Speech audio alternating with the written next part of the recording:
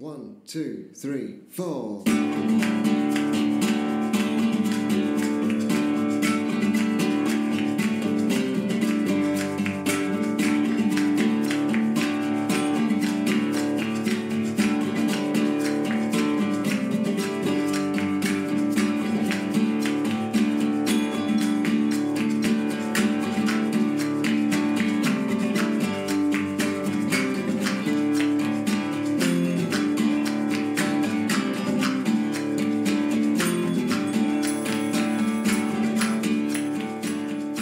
So thanks for downloading Scuba Confidential. We're back. It's episode 25. My goodness. We're in the studio once again, and with me, Marcus, are my two friends, Mr. Ian. Hello. And Louise. Hello. Now, we just want to kick off by saying you may get this strange windy noise in the background. Louise has tried to sort that out. Yeah. Steady on. Speak for yourself, Ian. We're on dangerous territory already.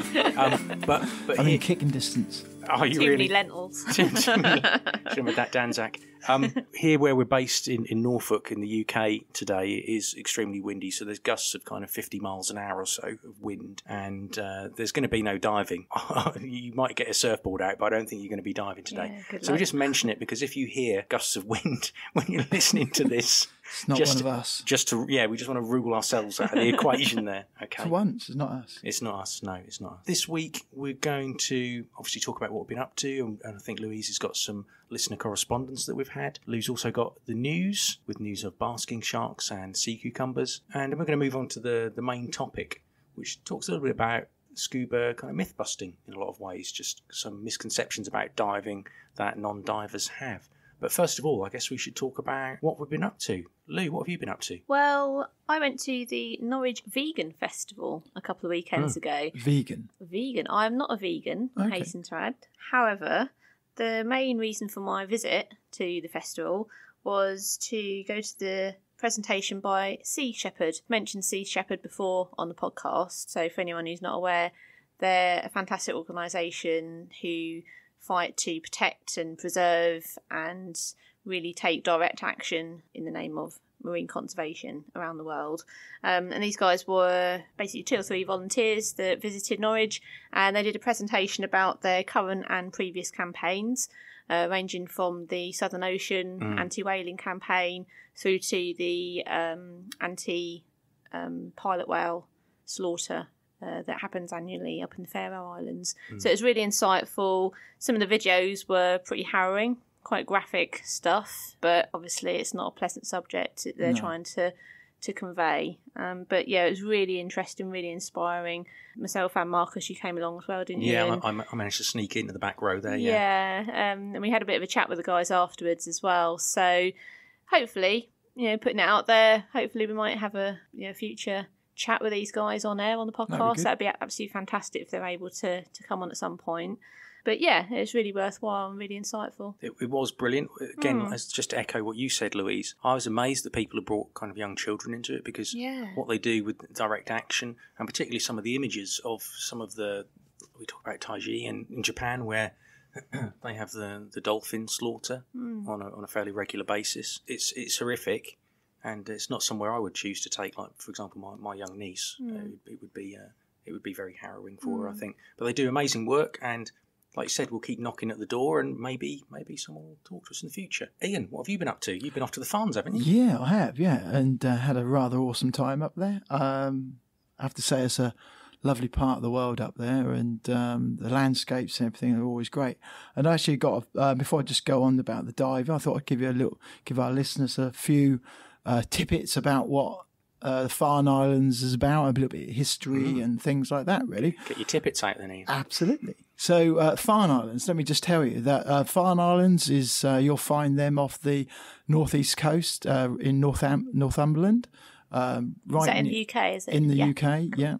And you'll find that about sort of 1.5 to 5 miles from a small fishing village called Sea Houses. It's north of Newcastle, so a beautiful part of the world to go see. First inhabited in 651 by St. Aidan, and then later by St. Cuthbert who introduced different laws to protect our eider ducks and other marine wildfowl and things like that. So, which also then became some of the laws for protecting our species, different birds. So that was quite good. Later on, there was monks on the island, and then they were scrapped by Henry VIII when he came to power. Apparently, a few monks are called a cell. Well, apparently, a few monks together is called a cell, and he got rid of the cell, so they were taken off the island. Quite an interesting story to deal with the Farns. Was a very brave lady called Grace Darling, who is associated with the islands, with her dad, William Darling, who was the actual lighthouse keeper.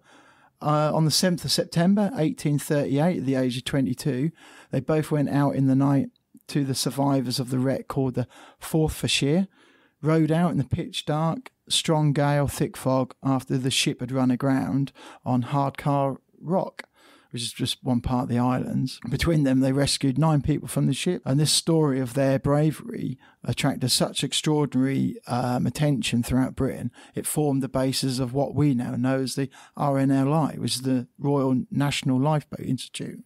And that's how that all got started. It was a small wooden rowing boat they went out and rescued these people in, wasn't it? Yeah. I remember my nanny telling me about it when I was younger, and it's an incredible story, like you say, and especially, many years ago, they didn't have speedboats to go out with an Evinrude 40 on the back to kind of charge through the waves. It's a small wooden dinghy, basically. And I know. Yeah, a girl of 22 with her dad going out in those conditions. It's incredible, isn't it? Yeah. I don't think that's something I'd want to do, but she's certainly very brave. Both of them were.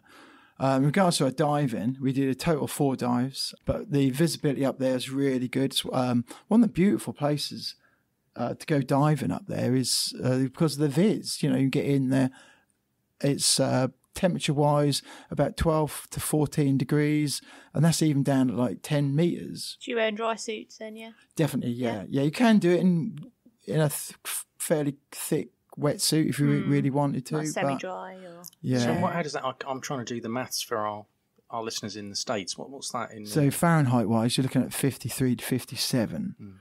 So it's cool. It's doable. It's cool. You probably, if you were going to do it in a wetsuit, you probably would want to cut your dive time down. Maybe we use a local dive boat from the Farn Islands called Farn Dive and Services. A captain called Lee, who was very knowledgeable about the local area. He knew exactly where to take us because he has to make the view of.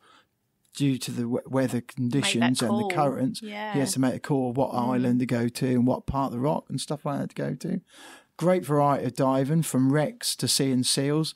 One of the huge attractions for the Farne Islands is you can go dive with the seals. Really extraordinarily pleased to see you when you get to jump in the water. So they're pretty interactive, were they? Oh God, yeah. They grab hold of your fins and things like that.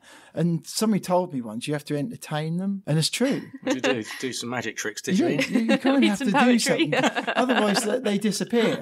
They kind of like stare at it and like, what are you doing? Who's this dude? Yeah. So there's a great variety of diving in. You can see lots of different wildlife, from crabs, lobsters, shoals of fish. We had some big wrasse around us, all different colours. And of course, you've got the puffins. A lot of people go there just to see the puffins, which are only there for a few months of the year. I think about August time they start flying away. And the season to dive at the Farn Islands is really from April to November due to the weather conditions. So we did 4 dives. Blue Caps, which is because of the colour of the rocks, basically, was about 12 metre dive. That falls away to one side to about 24, 25 metres. We did the North and South Whamsies, which is approximately 20 metres. I love that name. Whamsies? Whamsies, the North and South Whamsies. Like Jonathan Wass. I know, it's great. Because all the locals have named them these things. And we did the Wide Opens, and that's about 16 metres, and you get a fair swell with that, so that's quite good. There's a great wall dive there to do as well called the Gun Rock, and that's about 20 to 24 metres. And I spoke about that in previous episodes, where you can just drop in, fall straight down towards the bottom and keep your wall to the right and just look at all the wildlife on the wall, and that's really good. During the season, you've generally got about 5,000 seals there. Interesting point. Did you know there's about 230 odd wrecks on the Farn Islands, which I was really surprised to find out. First wreck dates back to 1462. 2 French cavals were wrecked there. And the last one was actually wrecked in 2013. That was you, was it? But that was actually refloated and took away. And there's actually a U-boat as well. There's a U-boat. 1274 was sunk on the 16th of April, 1945 by HMS Viceroy. Some of the wrecks are actually really shallow. So if you wanted to go wreck diving, you can go wreck diving there, or you can just have fun with the seals, depending on what you want to do. What I will say to anyone who's listening, if they are thinking about coming to the Farne Islands to dive, there's nowhere to hire kit. So you do have to have your own kit. There is a couple of small diving centres in the shops in town where you can go to just get small things such as break, and also get your gas cylinders refilled. Good fish and chip shops as well, from Brilliant what I recall. fish and chip shops. Yeah, absolutely really brilliant fresh fish and chip shop. Yeah. Also, if you're looking to book up, best to go as a group, because most of the dive boats don't really cater for single people. And generally, I just totally recommend the Farns is a great place to go, even for non-divers. You know, for if partners are going who are divers and you've got non-diving partners, there's places for them to explore while you're having the dive. You know, in the afternoon, you can go see different castles that are up there. Alnwick Castle is nearby where Harry Potter was filmed. That's right. Yeah. So nice. For if there's any listeners out there who are thinking somewhere to dive in the UK, definitely give Farn Islands a look. It's a great website. Yeah. And we'll add the details of Farn diving services on our social media, so people can look them up. Good stuff. Yeah. I like the Farns. Actually, I think a few days ago, Lou, you posted an old picture of us diving up there. Back in the old days. 2007. 2007, was it? And I really have a soft spot for the Farne Islands. I think, as Ian rightly said, it's not for beginner divers, but you don't need to be a salty old sea dog to enjoy the diving up there. There's a little something for everyone, provided you're competent in dry suits and sea diving like that is quite accessible, most of the diving. I would say it's actually quite a good place to maybe get your first experience in the sea as well, or off a boat, because some of the dives are really shallow. For UK sea diving, yeah, for UK, yes, it's not bad at all. Some of the dives are only like 6 meters to 10 meters deep. I mean, my memory of it diving up there, I mean, it's a long time ago since I've been there. It was a lot of the time you're in relatively shallow water. You're in sort of small kelp forests, kind of lurking around, hovering at 5 to 10 meters, and the life comes to you, the seals come to you, and certainly I've had that experience of a seal. Like tugging on your fins. Yeah, I had a seal put his paws, if you like, or what do you call them? Whether his feet are classed as flippers, I don't know what to call them. But on either shoulder of me, and just look at me, staring at me, and trying to pull my mask off. You know, I think the bear's got a picture of that. Yeah, that's so funny. You're being molested by him, I think. That's probably a good word. But I've still got a snorkel somewhere in a cupboard with teeth marks in it. Big teeth. Yeah. Well, I haven't done anything as exciting as that, I'm afraid. I've been mostly classroom-based and doing theory bits with Divemaster candidates, but, just to say that they're doing really well. 2 of the candidates who are currently in training with me passed their final exams a few days ago, so well done to them. It's not easy. There is a lot to take on board, and you can go back to our Divemaster episode if you want to know a little bit more about what's involved with that. But they have to learn everything from how to interact with customers and set up diving logistics right through to the physics and physiology when they start talking about tissue compartments and M values and half times and this kind of aspect to it as well. So they've done really well. They've got really solid passing scores, and we're well on the way. It's that time. It's Louise with the news. Villagers in Madagascar have set up the country's first locally owned sea cucumber farm as part of a scheme to protect the environment, improve lives to the local community, and also to address the rapid decline in fish and octopus stocks in the coastal waters. Now, with the support of a British NGO, Blue Ventures, the population of Tampolove joined forces and set up an association in order to manage fishing and the environment in a sustainable way. They called the protected area Velondriake, I believe that's how it's pronounced, Villandre. And that actually translates from the Viso language as to live with the sea. The villagers established a number of no-take zones, which are off limits to all fishing, and have made several temporary enclosures of octopus fishing grounds. Now, basically, sea cucumbers and octopus and various sea creatures, there's a massive demand for them to be fished. I believe most of them are exported to the Far East, where they're considered a delicacy or they have supposed health benefits. And this community in Madagascar have taken it upon themselves to say, okay, you can fish here, but it's on our terms. Yeah. And it's got to be done sustainably. It's got to be done within these parameters. They've banned fishing with dynamite and cyanide. They've also banned fishing with fine mesh nets, which are an absolute scourge on the seas. Hold on, I'm still on fishing with dynamite and cyanide. Dynamite fishing, yeah. Yeah, I used to see a lot of that when I worked in... And cyanide? Yeah, yeah, just to wipe out everything and bring it to the surface, essentially. So destructive. Yeah. Imagine cyanide going in the water. How bad that is. Disastrous, isn't it? Just to, like you say, get the fish, drag it up to the surface. They've also stopped cutting down mangroves in protected areas, and also declared a ban on catching certain species such as turtles and dolphins, and they've established seasonal restrictions on other species. So they've really turned around and said, okay, yeah, you can fish here. Like I said, it's on our terms, and it's been great for the local community. So it's providing an income, it's also providing employment and a sense of purpose to these people who live in a pretty remote area, and it seems to be absolutely doing wonders for the population of sea cucumbers, which is absolutely great. There's around 6,000 sea cucumbers in that particular region, and the harvest always takes place at night, so it's when the creatures emerge from their resting places in the silt along the bottom of the seabed, and only sea cucumbers weighing more than 400 grams will be harvested in this particular area, and the rest are returned to the water. So it's a really actively sustainable approach that they've taken. So it's pretty commendable stuff. I've never been a great fan of cucumber, have you? Slightly different cucumber. Yeah, they're not actual cucumber, Ian. I don't know how to break it to you. It's that texture. Well, I know it's good for. It may be good for your eyes as well, isn't it? I don't know. I'm sticking them in them.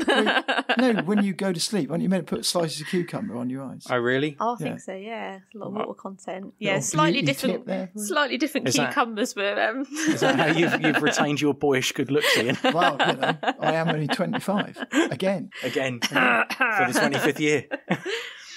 Yeah, I agree with what you said, Lou, and I thought it was a really interesting report that, in fact, it works in two ways, doesn't it? Because it protects the creature itself and helps them to be, if they are going to be fished in a sustainable way, it also gives purpose to the people who are there. And in fact, there's a quote from a guy here called Patain, who's 22, works as a guard in the sea cucumber fields of this particular village, and he does 12-hour shifts making sure that the cucumbers aren't stolen, and he's proud of his role as a guardian of these 6,000 sea cucumbers. And he says, I love my job, I'm earning an income and helping my community at the same time, and thefts have gone down a lot. So that seems something positive. It seems something positive, and it's helping the people and it's helping the creature, so it's a win-win really on that. Yeah. Ian, I think you've got some facts on So I was having a look around, and these are facts on sea cucumbers, not on cucumbers, yeah? Facts on sea cucumbers, yeah. Sea cucumbers. Yes. What have you got? Okay, so sea cucumbers feed on plankton, algae and decaying matter, using tentacles surrounding their mouth.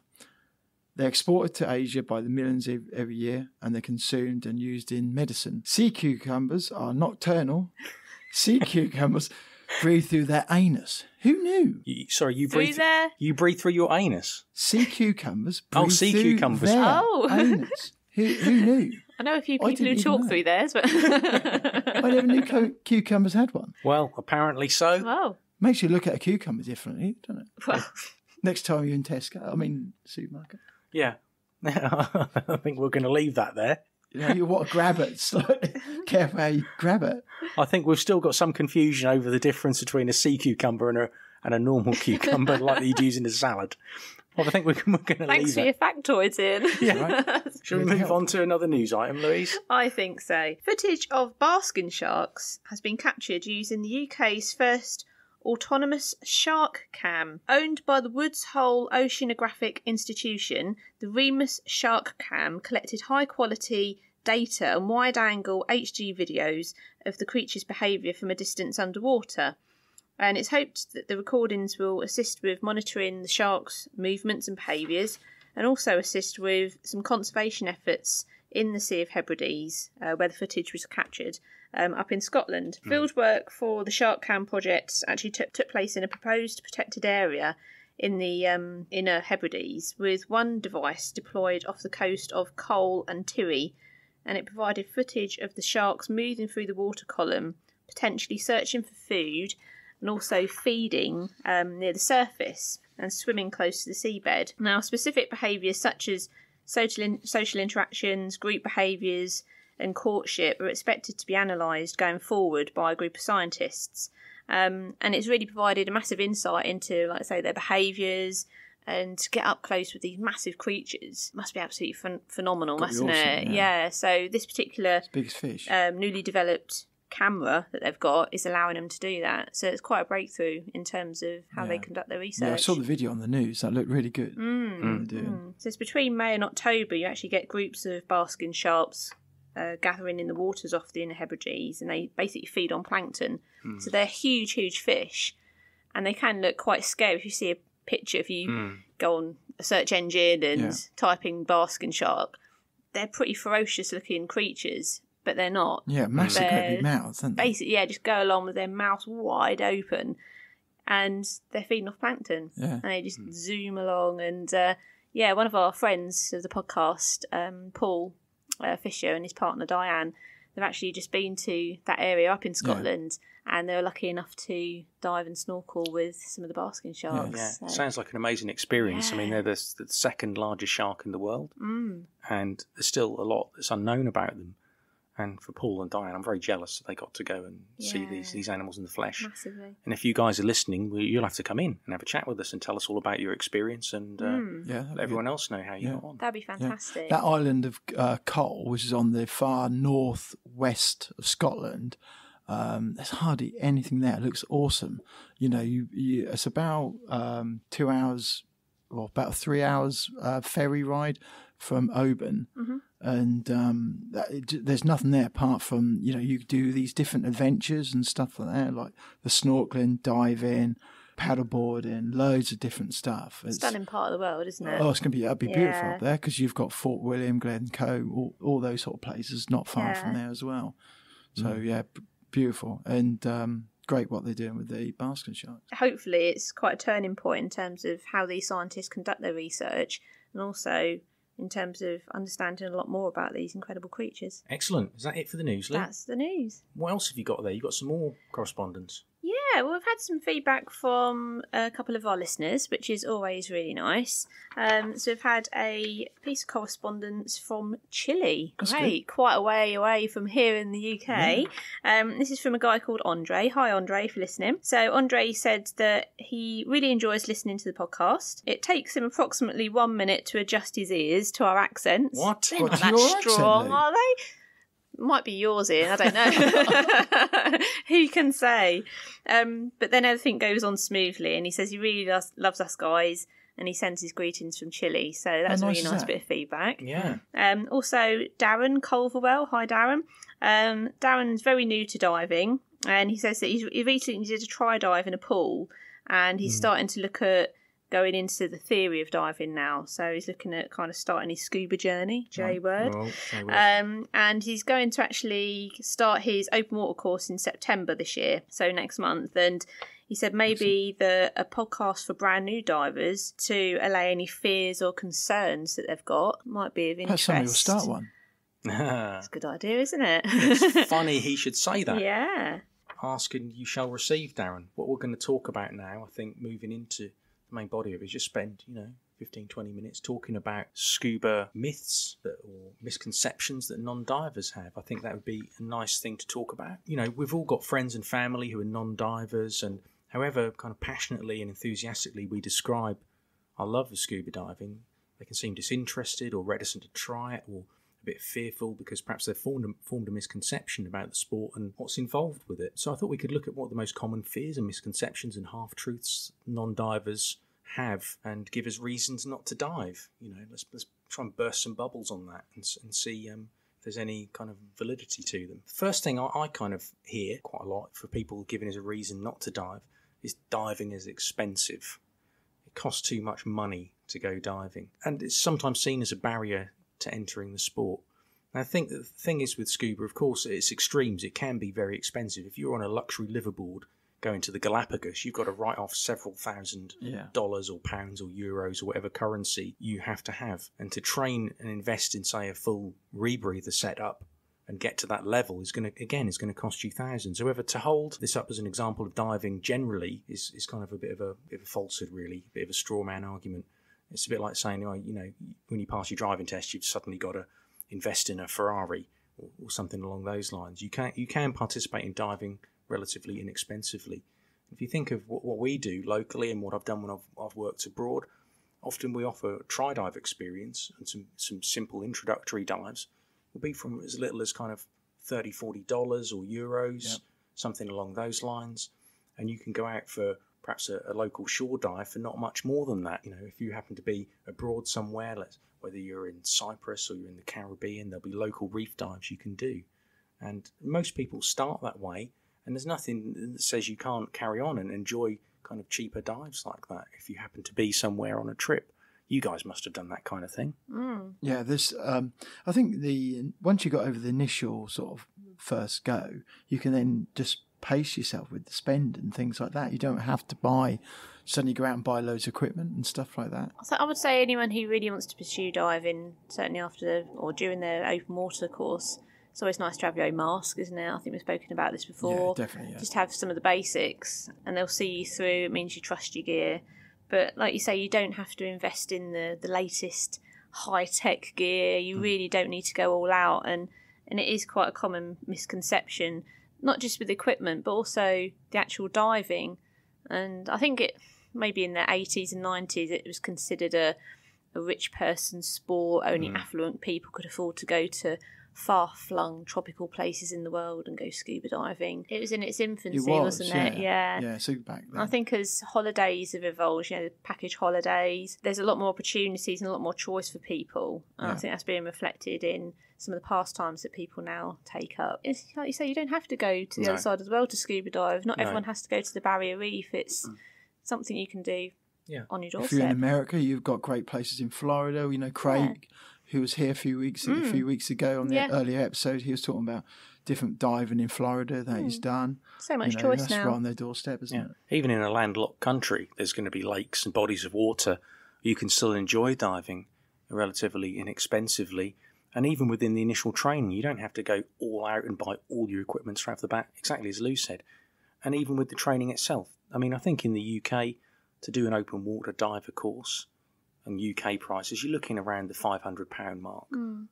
But that's not £500 straight out of your pocket there and then. You might, if you're doing it with a centre in the UK, you might do it over a couple of months or so and be able to spread costs and enter into the sport relatively inexpensively, as if you're learning any other skill, like learning to ride a motorbike or having guitar lessons or whatever it is you're interested in. There's always a way around these kind of little issues. I think as well is when you're buying equipment, is think about the future. So try and future-proof yourself as well. Like for instance, when I bought my dry suit, I thought about what was I going to do, and I looked at I could buy a cheap one, and maybe that'd last a few years. But I went for the best I could afford, in hope that if I take care of it, I'll look after it. It'll last maybe a good 10, and especially you have it serviced regularly, it'll last a good 10, 15 years perhaps, And if it's, say, for argument's sake, $1,000, £1,000, something like that for a dry suit, it's a lot of money, I agree, initially, and you can pay that off over a period of time.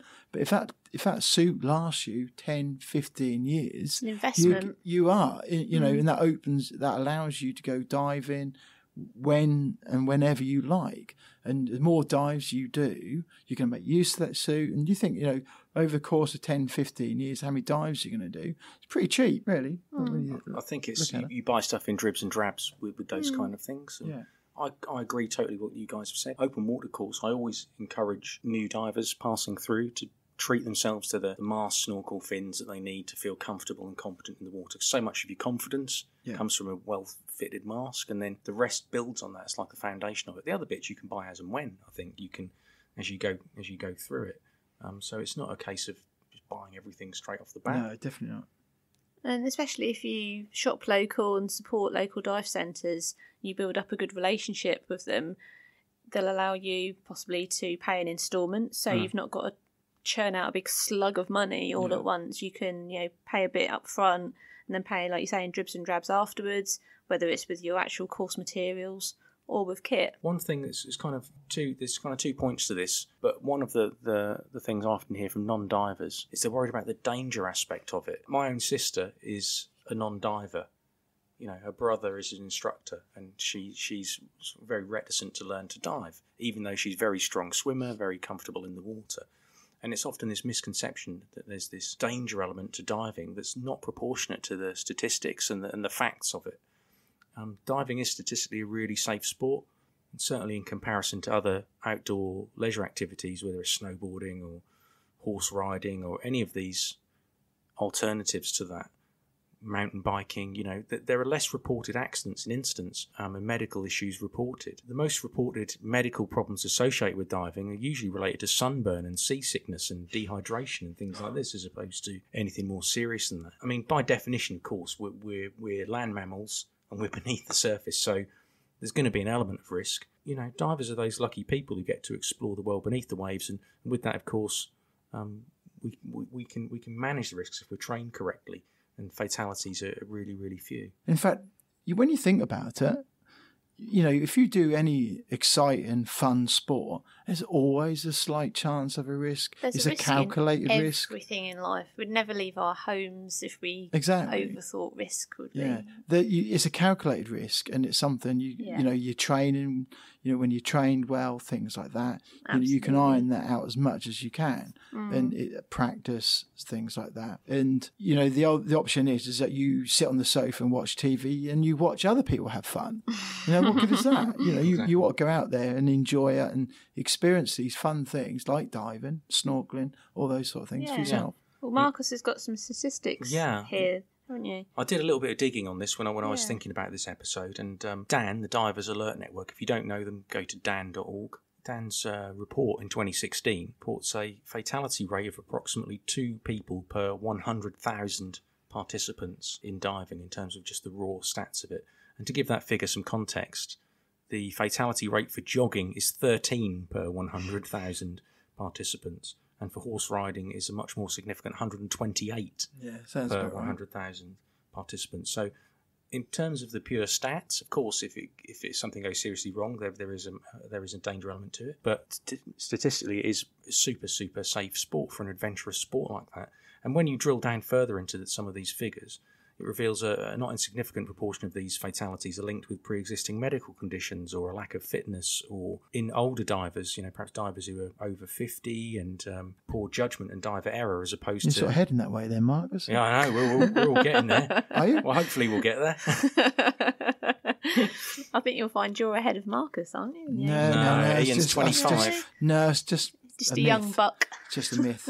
A wee whippersnapper. So yeah, diving is super safe. Diving is super safe from that point of view. So take those stats away. If you've got non-diving friends, blind them with science on that one and just say, look, actually, did you know that, ...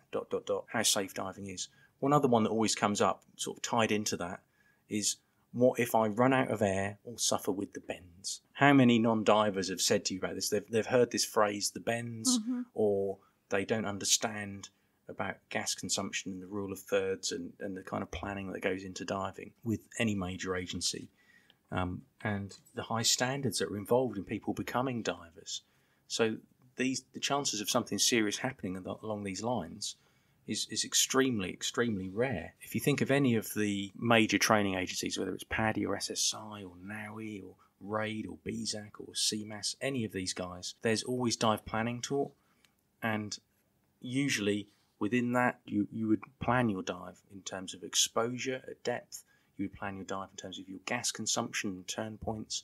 And there's no reason for a diver to find themselves suddenly out of air. There's no valid reason, really, for a diver to be overexposed and suffer with a bend, unless there's some sort of freak at the end of the bell curve kind of statistical reason for it. Perhaps someone has a medical condition they're not aware of or something along those lines.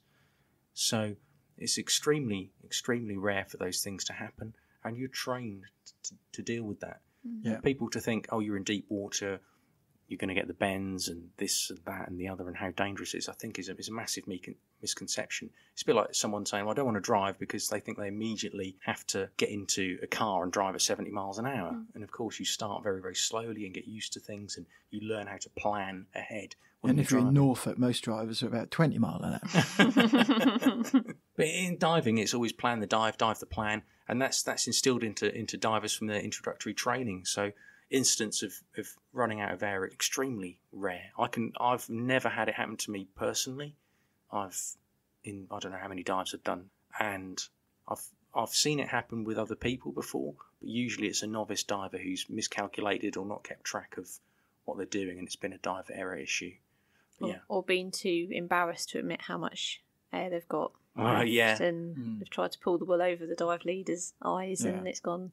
Yeah, gone you wrong. do get that. I don't know if you guys have ever experienced that when you've seen that happen. Mm-hmm. You're nodding, Lou. When did you see that? I've seen it on holiday in Cuba before, and this guy was saying, "Oh, I've got 100 bar." Apparently, there's no way he had 100 bar left. Really? No way. But then why lie about it? It's ego. It's ego.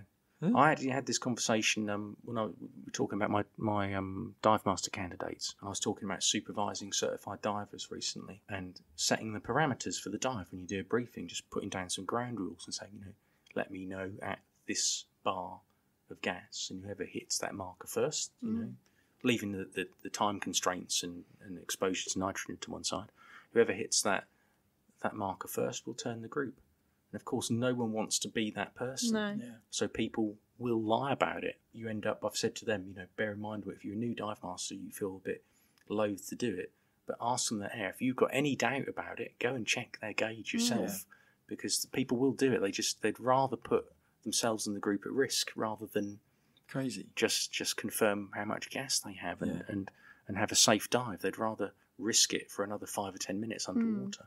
Which is crazy. But we've spoken about air consumption before, haven't we? And it does get better, as time go on. The more dives you do and things like that, and the more fitness you do. Yeah. That ties in with our gas consumption episode and our buoyancy episode, and those sort of things tie together. But really, the overarching thing of that is just be honest.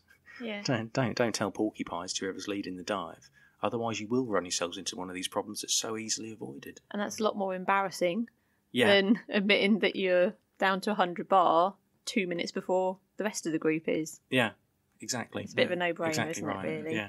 The bends is such a well-known phrase, isn't it? I think it was kind of aided by the Radiohead album, maybe. Great album. It's one of those phrases that people are aware of, but they don't actually understand it. No. And it's almost a negative term associated with scuba diving. If you dive, you're going to get the bends.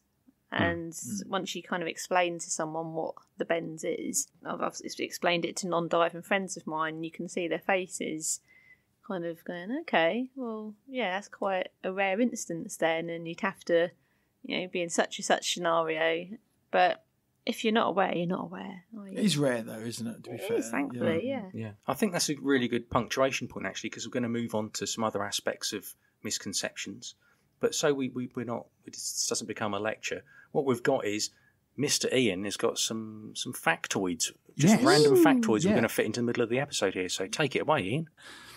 Now, they may be true. There may be some truth in these, of course. I'll leave these to you and our listeners to make your minds up whether these are true or not, but I'm sure they are. Tuna can swim at speeds up to 70 kilometres. Did you know? 43 miles an hour. That's how fast tuna can go. 70 kilometres an hour? Yeah. Wow. How good is that? Yeah, that's speedy. And did you know that the word halibut means holy flatfish? I didn't know Really? that. Oh, Where did you? Where does it come from? They're all in my little noddle up here. You know. You're a font of knowledge, aren't you? Exactly. I don't think know. we need to see your little noddle. None of it's any good. None of it's actually useful. But I'm full of useless information because it's only eaten on holy days. In 1838, Charles Dickens mentioned a fried fish warehouse in the slums of London in Oliver Twist, and that was the first time fish and chips have been ever noted. Is that right? Yeah. Wow. In this country. That's interesting. Is that a true one? Possibly. Possibly. Possibly. I'm We don't sure want to commit it is. to it. We'd have to read Dickens' I wouldn't Oliver I wouldn't Twist. want to commit to any of these facts. So I've got to go home and read the complete works of Charles Dickens this evening. It's I going would to be a long night. recommend it, definitely. I would Consider recommend yourself at home. Yeah. Boom. Very good. Quicker than a tuna, me. Yeah, it's very good. Sharks are the only fish that have eyelids. Oh, really? Yeah. Oh. Wow. See, another little thing there for you. And lastly, for you ladies out there, most brands of lipstick contain fish scales. Yeah, I knew that. Did you know? Yeah. So next time when you, Marcus, next time you put your lipstick on, When I'm getting dressed up tonight to go out. all right? When you're putting your lipstick on, you know, your bright red one, you know, Each their own, for those yeah. special occasions. We're open-minded here on the podcast. If you're around this evening, Ian, you know. I think I'm busy.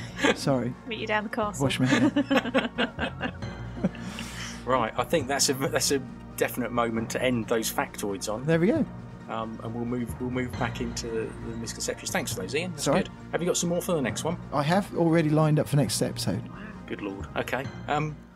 Next misconception about diving, and it ties in with the shark factoid actually that you said, is that people often will refuse to go diving or be put off by diving as they think there are dangerous sharks in the sea that are out to get them.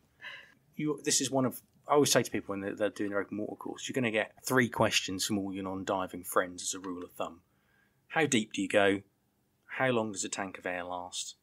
And have you ever seen a shark? It's a bit of a truism, but seeing a shark for a diver is a privilege. It's a rare privilege a lot of the time, unfortunately, but it is a privilege.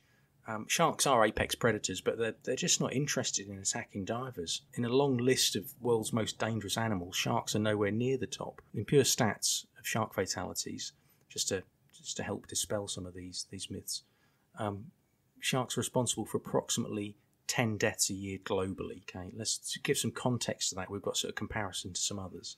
This compares with 9 people killed per day in America alone by texting while driving, and a staggering 50,000 a year are killed by snakes. So sharks aren't even close. They're not even on the radar for that compared to some other animals. I just thought of a new film. What is this? Well, Go on then, Spielberg. on that Enlighten us, Plato. Well, on that staggering bit of information at 50,000. So instead of Jaws, there's fangs, where the shark, where the snake comes out the rocks to get you and chase you. Oh, really? Fangs. Yeah, fangs. Instead of Jaws, fangs. Fangs a lot in. That's quite an idea. Is this the sequel to Snakes on a Plane? Is it? Yeah. Well, yeah, and I think I should write to Mr. Spielberg and say to him I've got a good idea. Yeah. Wow. Fangs. We'll see you in Cannes then. Yeah.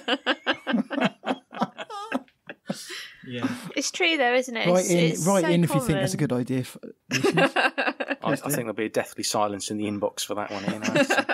But it's true, you know, sharks are misunderstood, and I've had it working in the dive centre. People come in to do a try dive in the pool, and some children will say, "There's no sharks in the pool, is there?" No, it's and they're just a deadly pool. serious. And yeah, it's a shame because they got such a bad press. I've been diving for 14 years, and I can count on my hand the number of sharks I've seen. And I've dived everywhere from Cuba to Thailand. Cuba. And it's, yeah, you don't see that many. And like you say, it is a privilege when you do see one. And they usually tend to keep their distance anyway. Yeah. I've got a kind of little schedule here of different animals and how many per year, how many fatalities they cause. Top of the list, 725,000 fatalities a year through mosquito bites. 475,000 humans. So we're right up there. Not us personally, I hasten to add. Snakes, 50,000. Dogs through rabies, 25,000. Tsetse fly, which causes sleeping sickness, 10,000. And the list goes on. Hippopotamus, 500 a year. I mean, how on earth does that happen? It must sit on you or something along those lines, I guess. I don't know. I don't know how it happens. But there's snails, 10,000. Yeah, that's absolutely crazy. Incredible. Yeah, absolutely incredible. So yeah, sharks aren't even on the radar as far as that goes. In fact, just a quick little stat as well: 56,000 people die a year of the common flu. Do they? Yeah, Wow. how about that? There you go. Always get your flu jab. Yeah. There you go. Moving on, I think we've fought the corner for sharks there. The other misconception we get, and this is particularly if you're based in the UK, you'll hear this quite a lot if you're based in the UK, is that diving's only goes on in the tropics and only in warm water, and that's it. So as if you can only dive if it's in the Caribbean or the Indian Ocean or equivalent. Scuba diving is a really rich and varied activity, and obviously there's an appeal to diving in warm tropical waters.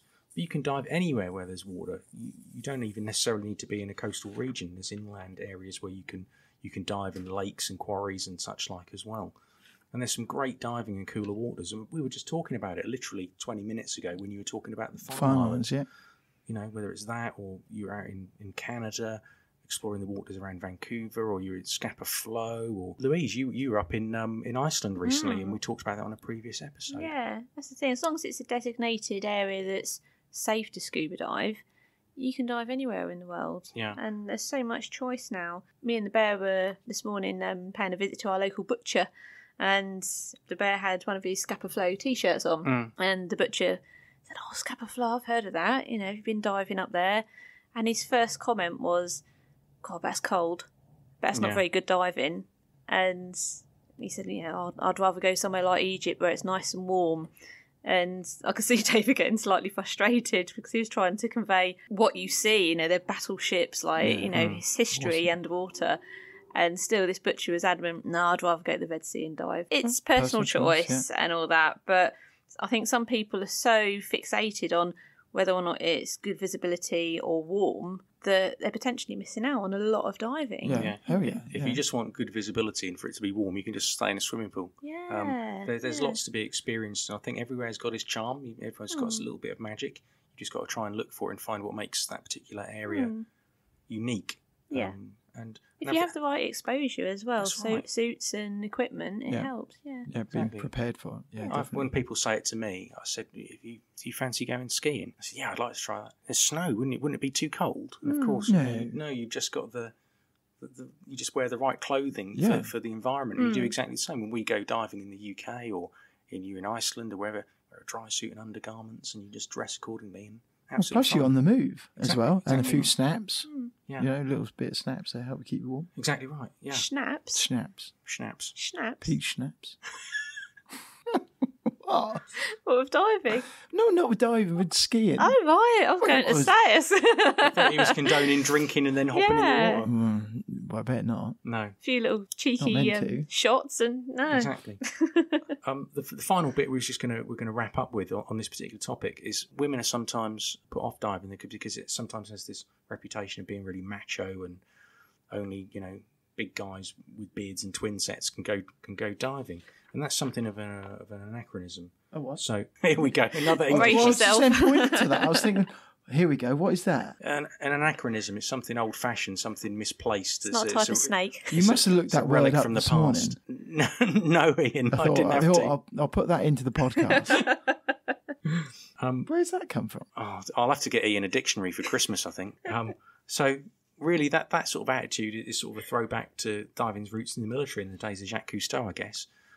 You can't move on. What is that word? I just been over it. An anachronism is a throwback to the past. It's a term that's no longer relevant. It's an attitude that's no longer relevant. It's an anachronism. Dated. Right. Yes. Okay. Yeah. Well done, Lou. You put it in. Thank you. Put it in 2 syllables for him. For the rest of the population. So yeah, I mean that feeling that it's a male only sport is just not the case anymore. While the 2017 stats from PADI, for example, do show entry level and ConEd diving courses, continuing education diving certifications, have a gender split of approximately 37% female versus 63% male. The female ratio is increasing steadily with each passing year, so equality is coming very slowly, and more female divers are getting involved. And some of the greatest divers and instructors in the world are female. There's it's a question of meritocracy. It's a question of ability as opposed to gender for me. And the sport has evolved over the decades, and now you've got people like, remember at the dive show we saw Jill Hyneth, who's one of the greatest cave divers on the planet, and the gender of the diver, for me at least, has become insignificant to most enlightened kind of modern Some of her divers. photos were brilliant, weren't they? Yeah, and some of the diving she's done is absolutely incredible. And I think back to even my time when I was working abroad and had instructors working with me on liveaboard boats. It was, are they a good instructor? Yes, and the gender is irrelevant. You know, it's secondary. You know, I don't think it should be a box ticking exercise in terms of, you know, if you're a dive agency or a dive centre or even a fellow diver, you know, you should never push someone into something just because you want to, like you say, get that, you know, correction in the disparity.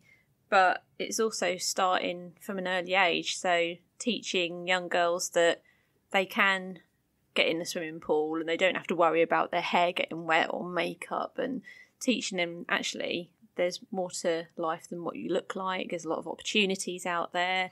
Definitely. And really starting them when they're young. And also with young boys, there's this kind of attitude of, oh, boys will be boys, which is true to an extent, obviously. But I don't think it helps when boys are told, yes, you can do this, and girls are told, no, you can't because you're a girl. And I had it growing up. I still get it Not nowadays.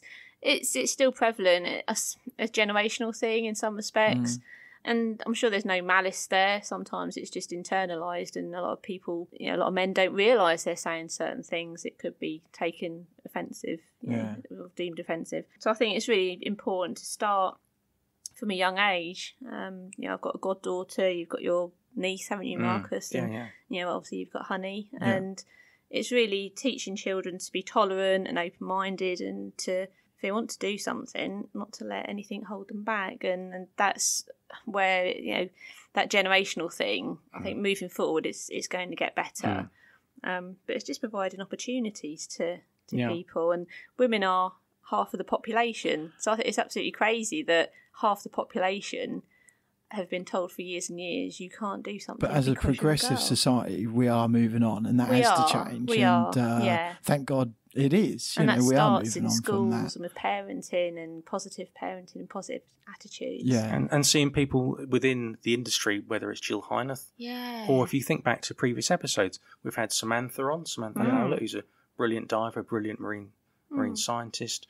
We've had Jamie on, who's a brilliant diver and is a project leader for the Manta Trust, both involved with diving and with the industry and with conservation in different ways. Great role models. Great role models for people coming through who their gender is irrelevant to what they do. They're just good at what they do, you know. Exactly. Seeing people as a person, not a girl or a boy, is so important. Yeah. And, you know, the definition of feminism is women should have the same civil rights as men. And there is no kind of, oh, she's a boy and oh, she's a girl and he's a boy. It is irrelevant, like you say. And if someone comes in the centre and wants to learn, I'm not thinking, oh, what age are they? What gender are they? It's great, they want to dive. Yeah, I'm hoping that my two, Harvey and Honey, will be looking to get into it. Hello, guys. Hoping that they'll get into diving. I know they both enjoy it. It all comes down to attitude, doesn't it? Yeah, absolutely. You know. So there you go. They were the sort of the main reasons that come up when we hear from non-divers and people considering taking up diving as concerns or fears or prejudices or misinformation they may have heard about diving and barriers that's kind of stopped them going into diving. Diving needn't be expensive. Diving certainly isn't dangerous. Sharks aren't out to get you. You don't only have to dive in the tropics. There's great diving everywhere on the planet. You just have to look for it. And it's not male dominated. Doesn't matter whether you're male or female. Get yourself down to your local dive centre. Have a go at it. See if you enjoy it. Tell your friends about it. Blow some bubbles. Have fun. That's pretty much all I have to say about it, really. Have you guys got anything to add? The other thing I would say is with diving, that is a good sport where you meet new people, friends, things like that. So totally recommended. And just kind of staying with the equal opportunities part of what we were just chatting about, age as well. I would just chip in with at the end there. A lot of people come in the dive centre to pick up a piece of kit for their nephew or niece, for instance, and they'll inquire about diving. and then they'll turn away and go, no, I'm too old to do that. And you're never too old. As long as you're in a decent fitness and, state of health.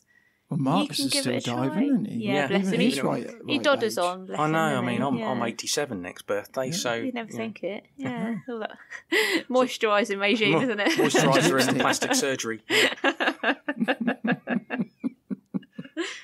On that special note. occasions. Yeah. On that, I think it's a good time to wrap up before we go off at one of our famous tangents. You're off for your Botox, aren't you? I am. Yeah, I've got an appointment at the salon. Again? Yeah. Are you their best customer? I am. I've got a loyalty card. He's going to look like Joan Rivers at this point.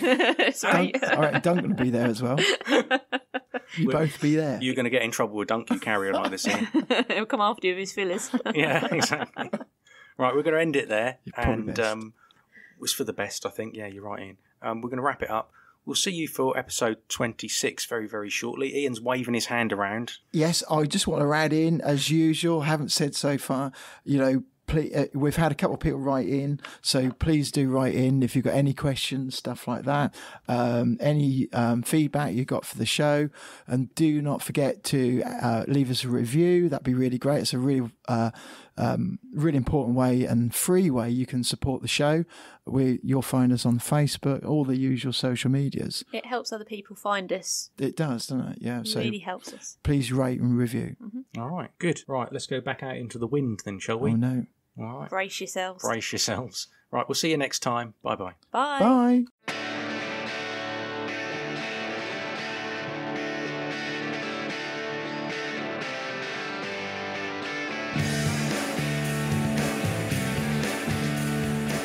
Thank you for listening to Scuba Confidential. We really appreciate you tuning in today.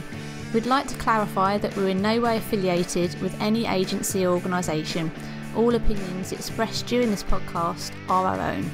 If you'd like to follow us on social media, you can find us on Twitter at ScubaConfident1, Instagram and Facebook at Scuba Confidential, and if you'd like to support us via Patreon, go to patreon.com/Scuba Confidential. Any contribution is really appreciated. Additionally, if you have any suggestions for topics or discussions, just let us know at scubaconfidential@gmail.com. Many thanks to Plunkett Music for the groovy tunes, and we'll catch up next time. Until then, keep diving.